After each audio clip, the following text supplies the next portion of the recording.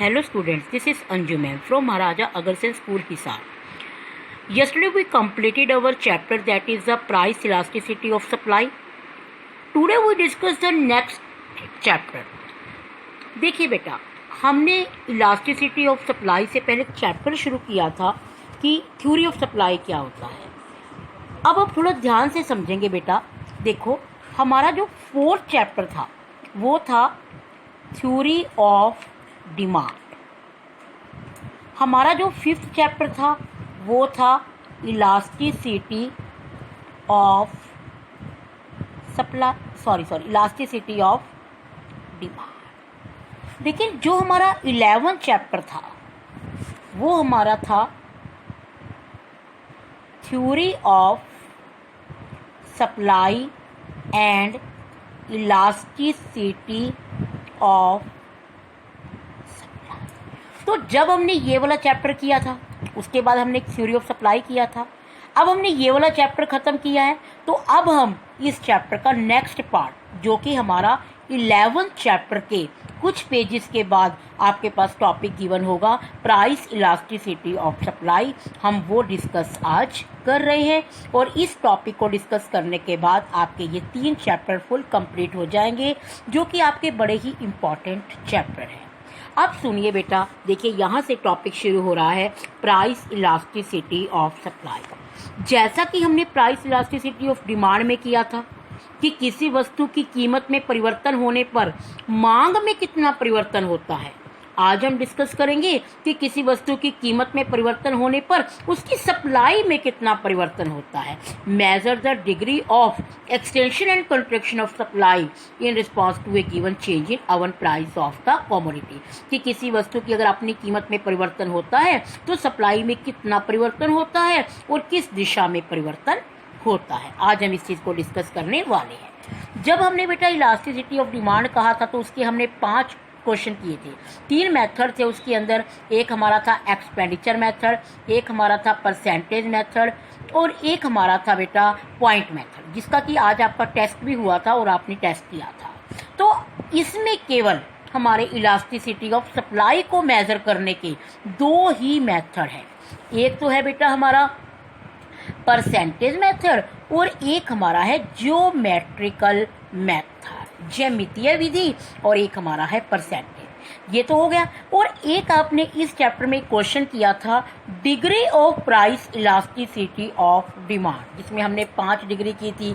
Perfect elasticity of supply, in elastic supply, unitary, greater than unitary, less than unitary. उसी के जैसा ही ये question है ज्योमेट्रिकल मेथड ऑफ सप्लाई. तो जो आपके ये 2 मेथड है ये डिमांड वाले चैप्टर के जैसे ही मेथड है. परसेंटेज का तो परसेंटेज ही है और डिग्री वाले का आपका नाम क्या है, ज्योमेट्रिकल मेथड है. लेकिन वहां पर क्या हुआ था, अगर आपको कुछ याद हो, पॉइंट मेथड का नाम ज्योमेट्रिकल मेथड था, लेकिन यहाँ पर ज्योमेट्रिकल मेथड आपका अलग है जिसमें कि हम डिग्रीज को मेंशन करेंगे. तो अभी हम सबसे पहले देखते हैं कि परसेंटेज चेंज मेथड कौन सा होता है. वही बिल्कुल सिंपल वही चीज होगी कि elasticity of supply is the ratio between change in supply in response to change in price of commodity. कि किसी वस्तु की कीमत में परिवर्तन होने पर उसकी सप्लाई में कितना और किस दिशा में परिवर्तन, कितने % परिवर्तन आता है. तो हमने जैसे उसमें किया था, वहाँ हम ई डी को बिलोंग करते थे, यहाँ हम ई एस को बिलोंग करेंगे. अब हमारा मेथड क्या था, percentage change in supply upon percentage change in price. कि सप्लाई में प्रतिशत परिवर्तन अपॉन में कीमत में प्रतिशत परिवर्तन. देखो बेटा, जब डिमांड का चैप्टर था उसमें हमने यहाँ नेगेटिव साइन लिया था क्योंकि डिमांड और कीमत में क्या था, नेगेटिव रिलेशन होता है. कीमत के बढ़ने पर मांग कम होती है, लेकिन यहाँ पर हमने नेगेटिव नहीं लिया क्योंकि सप्लाई में हमेशा पॉजिटिव रिलेशन होता है. अब देखिए, परसेंटेज चेंज इन सप्लाई का फॉर्मूला क्या था, change in supply upon initial supply into में 100. ऐसे ही चेंज इन प्राइस अपॉन में इनिशियल प्राइस इनटू में 100. अब आपको मैंने बताया था चेंज इन सप्लाई कैसे निकलती है, Q1 minus Q upon Q. P1 minus P upon P, 100 से 100 क्या हो जाएगा, कट ऑफ हो जाएगा। तो delta Q upon Q divide by delta P upon P, तो delta Q upon Q into P upon delta P।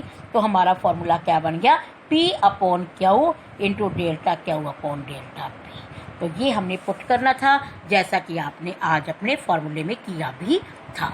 तो एक तो बेटा हमारा ये मेथड था। अब सेकंड हमारी आती है डिग्रीज। देखो बेटा, आपकी बुक में जो डिग्रीज बनाई हुई है ना, वो उन्होंने कोई लॉजिक लेकर, मतलब बनाई तो लॉजिक से हुई है, बट वो शो नहीं किया हुआ। आपको बुक को देखने में लगेगा पता नहीं क्या बनाया हुआ है, लेकिन हम इसे थोड़ा ध्यान से समझेंगे तो आप समझना आपको आ जाएगा बेटा। देखो, सबसे पहले हम इसमें लेते हैं, जैसे आपने उसमें लिया था, डिमांड वाले में लिया था, यूनिटरी इलास्टिसिटी ऑफ सप्लाई। एक हमने उसमें लिया था ग्रेटर देन,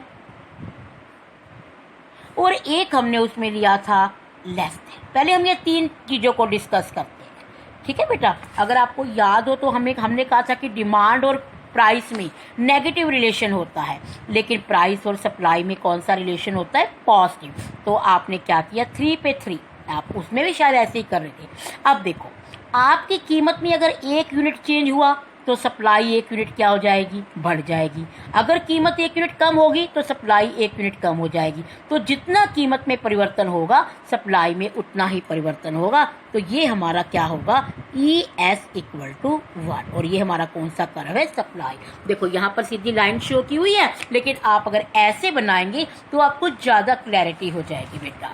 अब ग्रेटर देन में क्या था, इतना कर्व तो सेम ही था कि 3 पे 3, लेकिन यहाँ मैंने आपको क्या बताया हुआ था, अगर आपकी प्राइस में 1 यूनिट चेंज होता है तो सप्लाई में कितना होगा, 2 यूनिट चेंज होगा, क्योंकि ग्रेटर देन जितनी कीमत में परिवर्तन होगा सप्लाई में उससे ज़्यादा परिवर्तन होगा। यहाँ पर अगर आप देखेंगे तो आपकी जो ES की लाइन है वो आपकी यहाँ से शुरू होगी। तो ये देखिए, आपको यहाँ से शुरू की हुई है ना, तो हमारी ये अपने आप ही ऐसे आ जाएगी।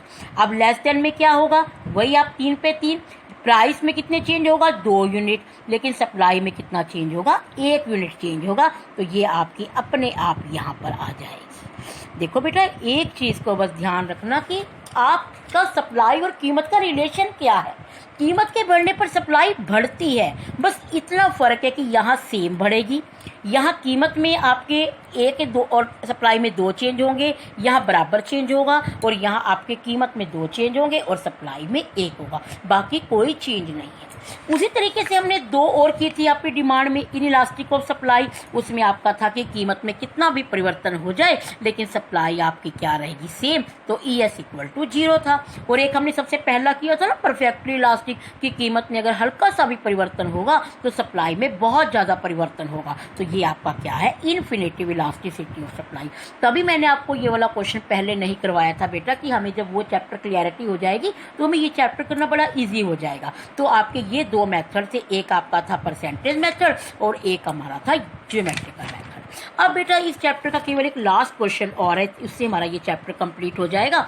ये भी हमने डिमांड वाले चैप्टर में किया था कि मांग की कीमत लोच को प्रभावित करने वाले कारक बताओ, कि अगर हमारी हैबिट है तो हमारी मांग बढ़ेगी ही, हम पोस्टपोन कर सकते हैं कि नहीं। उसी तरीके से हमारा ये क्वेश्चन है, पहला है नेचर ऑफ इनपुट यूज, कि सप्लाई हमारी डिपेंड करती है कि हम किसी वस्तु का उत्पादन करने के लिए जो हमें इनपुट चाहिए वो कैसे है, उसकी सप्लाई कैसी है।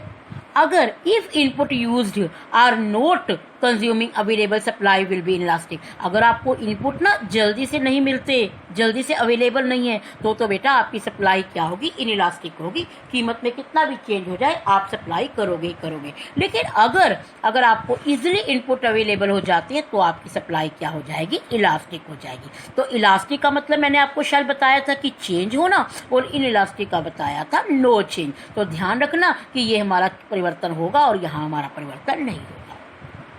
Second is the natural concentrate. Natural concentrate का मतलब होता है कि if we wish to produce more teak wood, अगर हम चाहते हैं कि हम तो टीक की लकड़ी को प्रोड्यूस करना चाहते हैं, लेकिन बेटा ये तो नेचर पर डिपेंड है ना, तो हमें तो इसको काफ़ी साल लग जाएंगे। क्या अगर कीमत बढ़ेगी तो हम इसकी सप्लाई को बढ़ा सकते हैं, नहीं बढ़ा सकते। तो यहाँ पर सप्लाई क्या होगी, इनइलास्टिक ही होगी, तो वहाँ पर हम सप्लाई को चेंज नहीं कर सकते। Third is the risk taking, कि आपकी रिस्क लेने की क्षमता कितनी है। अगर तो आप बेटा ज़्यादा रिस्क लेने वाले हो तो आपकी सप्लाई क्या होगी, इलास्टिक होगी। लेकिन अगर आप रिस्क लेना नहीं चाहते तो आपकी सप्लाई क्या होगी, इनइलास्टिक होगी। फोर्थ है नेचर ऑफ कमोडिटी, कि आपकी जो कमोडिटी की सप्लाई कर रहे हैं वो ड्यूरेबल है या पेरिशेबल है। ड्यूरेबल है वो तो खराब ही नहीं होएगी, उसकी सप्लाई तो आपकी इलास्टिक हो जाएगी। लेकिन जो आपको पता ही है वो तो खराब होने वाली है, अगर आप आज नहीं सेल करोगे कल तो खराब हो जाएगी, तो उसकी सप्लाई आपकी क्या होगी, इनइलास्टिक होगी। उसके बाद हमारा बेटा और डिपेंड करता है, टेक्निक पर डिपेंड करता है कि आप उसमें टेक्निक्स कैसी लगा रहे हैं। अगर बड़ी कॉम्प्लेक्स टेक्निक है, बड़ी ही एक्सपेंसिव टेक्निक है, तो आपकी सप्लाई बेटा चेंज कम होगी, क्योंकि आपको डर लगेगा। और लेकिन अगर आपकी बड़ी सिंपल टेक्निक है, ज़्यादा मुश्किल काम नहीं है, तो आपकी सप्लाई क्या होगी, इलास्टिक होगी। तो ये बेटा ये हमारा क्वेश्चन था, जो कि हमारा पूरा इलास्टिसिटी ऑफ सप्लाई का चैप्टर हमारा इलास्टिसिटी ऑफ डिमांड पर डिपेंड करता है। तो इस तरीके से आज बेटा हमारे ये 3 चैप्टर बिल्कुल कंप्लीट हो गए। ओके।